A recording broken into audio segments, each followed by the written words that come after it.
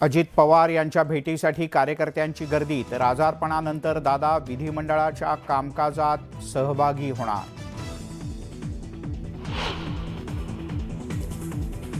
बीड प्रकरणावरून सुरेश धस यांनी घेतली अजित पवार यांची भेट, संतोष देशमुख यांच्या हत्येप्रकरणी एसआयटी चौकशीची मागणी। विधिमंडळाच्या हिवाळी अधिवेशनाचा तिसरा दिवस वादळी ठरण्याची शक्यता, बीड आणि परभणीच्या मुद्द्यावर विधानसभेत होणार चर्चा।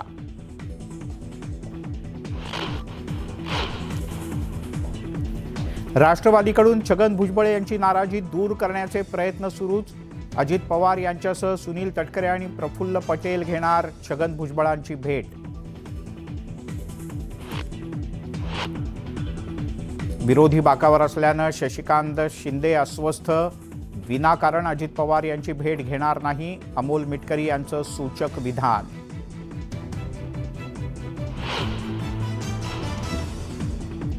भाजपकडून आमदार राम शिंदे यांच्यावर मोठी जबाबदारी, थोड्याच वेळात विधान परिषद सभापती पदासाठी भरणार उमेदवारी अर्ज, मुख्यमंत्री फडणवीसही उपस्थित राहणार। खातेवाटपात शिवसेनेचा वरचष्मा, शिवसेनेच्या पदरात नगरविकास, गृहनिर्माण, उद्योग खाती, एकनाथ शिंदे यांच्या शिष्टाईला यश।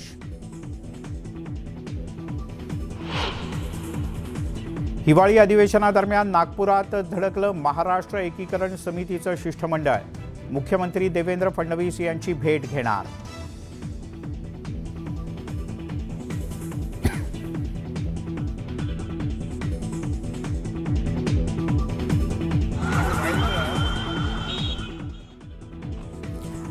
आणि बुलेटिनच्या सुरुवातीला एक मोठी बातमी, शेतकरी हमी भावाच्या मुद्द्यावर विरोधक हिवाळी अधिवेशनाच्या तिसऱ्या दिवशी आक्रमकपणे आंदोलन करताना दिसतायत। अधिवेशनाच्या तिसऱ्या दिवशी विधानभवनाच्या पायऱ्यांवर विरोधक मोठ्या संख्येने एकत्र आले आहेत आणि कापूस, सोयाबीन यांना अधिक दर द्यावा या मुद्द्यावरून आंदोलन सुरू झालंय।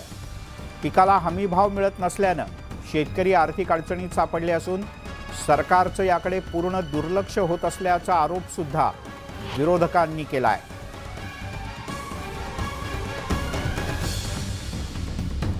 आपण ही दृश्य पाहतो आहोत, विरोधक एकत्र येऊन जोरदार घोषणाबाजी करतायत, गळ्यामध्ये माळा आहेत आणि हातात बॅनर आहेत।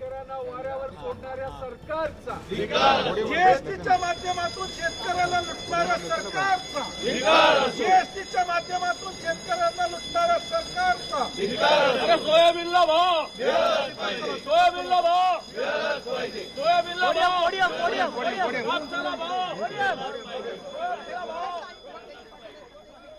नागपूर विधान भवनाच्या परिसरात या विरोधकांनी घोषणाबाजी करत एक फेरीही मारली। नागपुरातल्या हिवाळी अधिवेशनाला गेल्या 2 दिवसांपासून गैरहजर असलेले उपमुख्यमंत्री अजित पवार आज विधान भवनात दाखल झाले। विधिमंडळाच्या व्हीआयपी गेटने अजित पवार दाखल झालेत। अधिवेशनाच्या कामकाजात सहभागी न झाल्यानं ते नाराज असल्याची चर्चा होती, त्याचबरोबर ते आजारी असल्याची सुद्धा माहिती होती। आज मात्र विधान भवन परिसरात दाखल होताच त्यांनी कार्यकर्त्यांच्या भेटीगाठी सुरू केल्या।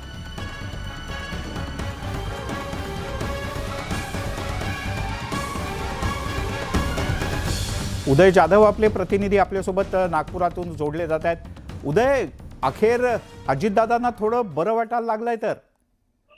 अगदी बरोबर आहे। सर्वांना हाच प्रश्न पडला होता की अजितदादा नेमकं झालंय काय, कारण अचानक त्यांनी एक प्रकारे अलिप्त राहण्याचा जो एक प्रकारे निर्णय घेतला होता, त्यामुळे कोणाच्याही संपर्कात नव्हते, त्यामुळे अनेक शंका कुशंका ज्या आहेत त्या निर्माण झाल्या होत्या। मात्र अखेरीस आज उपमुख्यमंत्री आणि राष्ट्रवादी काँग्रेसचे नेते अजित पवार हे विधान भवनात दाखल झालेले आहेत। विधान भवनाच्या व्हीआयपी गेटमधून त्यांची कार आतमध्ये आली, ते विधान भवनामध्ये दाखल झालेले आहेत। यावेळेला त्यांना प्रतिक्रियेसाठी देखील विचारण्यात आलं होतं, मात्र त्यांनी कोणतीही प्रतिक्रिया न देता सरळ विधान भवन गाठलं, आपलं दालन गाठलेलं आहे आणि थोड्याच वेळात ते सभागृहात दाखल होणार असल्याची माहिती मिळते आहे।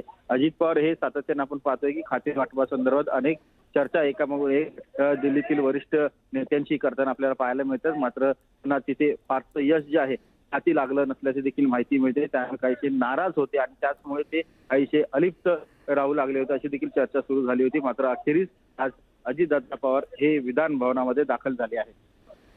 उदय, तूर्तास धन्यवाद या सगळ्या सविस्तर माहितीबद्दल. बीडमध्ये सरपंच संतोष देशमुख हत्या प्रकरणानं आता एकच खळबळ उडाली. या संदर्भात आमदार सुरेश धस यांनी अजित पवार यांची भेट घेतली. संतोष देशमुख हत्या प्रकरणातला आरोपी फरार असून या आरोपीला तात्काळ अटक करावी, तसंच देशमुख हत्येप्रकरणी SIT स्थापन करून चौकशी करावी अशी मागणी सुरेश धस यांनी उपमुख्यमंत्री अजित पवार यांच्याकडे केली आहे. संतोष देशमुखचा आज 10वा आहे. 10वा असून सुद्धा 10व्या दिवशी आरोपी अटक झालेले नाहीत. ते लवकरात लवकर आरोपी अटक व्हावेत आणि आजच्या आज SITची म्हणजे स्थापना होऊन त्या SITकडे लगेच्या लगेच तपास जावा अशा प्रकारची मागणी आता आम्ही मुख्यमंत्र्यांकडे करणार. आणि एक ब्रेकिंग न्यूज हाती येते थेट नागपुरातून. राष्ट्रवादी काँग्रेस शरदचंद्र पवार पक्षाचे नेते जयंत पाटील हे 2 दिवस अधिवेशनात नव्हते. आता जयंत पाटील अधिवेशनासाठी नागपुरात पोहोचलेत. जयंत पाटील सुद्धा आज नागपुरात सहभागी होणार आहेत. 2 दिवस जयंत पाटील अधिवेशन सुरू झालं तरी नागपुरात नव्हते. अजित पवारही नव्हते. अर्थात जयंत पाटील हे सातारा, सांगली या त्यांच्या जिल्ह्याच्या परिसरात होते, तर अजित पवार हे आजारी होते, त्यांची तब्येत बरी नव्हती. पण 2 राष्ट्रवादीचे हे 2 नेते 2 दिवस अधिवेशनात नव्हते आणि आज जयंत पाटील हे नागपुरात अधिवेशनासाठी हजर झाले आहेत. विधान भवनाच्या परिसरातली ते पोहोचल्याची ही ताजी दृश्य आपण पाहतो. उदय, अजितदादा नव्हते, आजारी होते, पण जयंत पाटीलही नव्हते. आज तेही अधिवेशनात हजर झालेत. मिलिंदजी, आपण बघतोय की आजारी असल्याचं सांगितलं जात आहे, मात्र हे आजारपण खरंच आजारपण आहे का राजकीय आजारपण आहे अशी प्रश्न जे आहेत ते निर्माण झालेले आहेत. जयंत पाटील हे राष्ट्रवादी काँग्रेस शरदचंद्र पवार पक्षाचे नेते आहेत आणि ते देखील आता 4 दिवसानंतर विधिमंडळात दाखल झालेले आहेत. आज ते विधिमंडळाच्या कामकाजात सहभाग देखील करणार असल्याची माहिती मिळते. काही मिनिटांपूर्वीच त्यांचं आगमन झालेलं आहे. ते आगमन झाल्यानंतर त्यांना विचारण्यात आलं की इतके दिवस तुम्ही विधिमंडळाच्या कामकाजात सहभागी का नाही झालं. त्यावेळेला त्यांनी कोणतीही प्रतिक्रिया दिली नाही. मात्र मी आज आलेलो आहे, त्यामुळे आज मी कामकाजात सहभागी होणार असल्याचं त्यांनी सांगितलेलं आहे. 4 दिवसानंतर जयंत पाटील राष्ट्रवादी काँग्रेस शरदचंद्र पवार पक्षाचे नेते हे आज विधान भवनामध्ये दाखल झाले आहेत.